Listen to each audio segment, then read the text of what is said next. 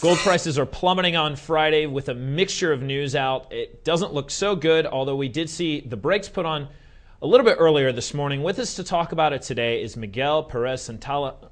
Miguel, thanks for being with us here today. No problem. What's going on?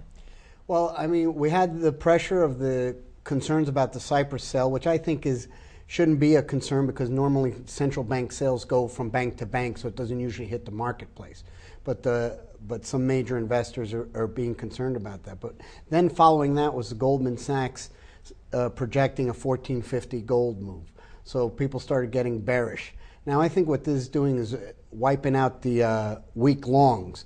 But then this morning, I mean, we've also had the Fed coming out constantly talking about how good the economy is improving and they're trying to put the brakes on easing. Right. Well, guess what? This morning it all changes what they said because of retail sales coming down 0.4%. That means the economy is not doing well. That means they're not going to be able to put on the brakes. That means gold is going to recover. So it put on the brakes when gold hit like 1526. It's back up into the 30s.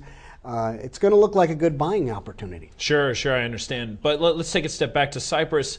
You and I and others had heard reports of Cyprus selling its gold reserves back a couple days ago. But the talk is that now this might actually not just be a report, but be a fact. And then it suggests what? Other banks are going to do this as well? Well, yeah, the way it started off was right when we both heard it that it was actually being done or had been done. And then it ended up being an unconfirmed report. And then the ECB came out saying that they will have to do it, even though the Bank of Cyprus is denying that they're going to do it. The concerns are that, yes, Spain and Portugal would be the next to sell gold. And so people are looking, is this a tremendous downward pressure? I personally don't see it that way. I think the ECB or China would just come in and buy the gold and give them cash. And it won't affect the gold market per se.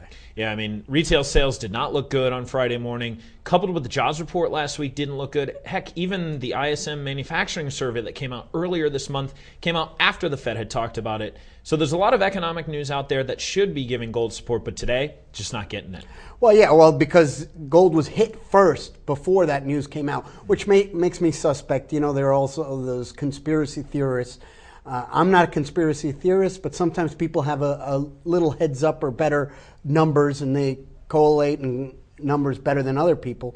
And someone knew that the numbers were going to be bad, and they started selling. Sure.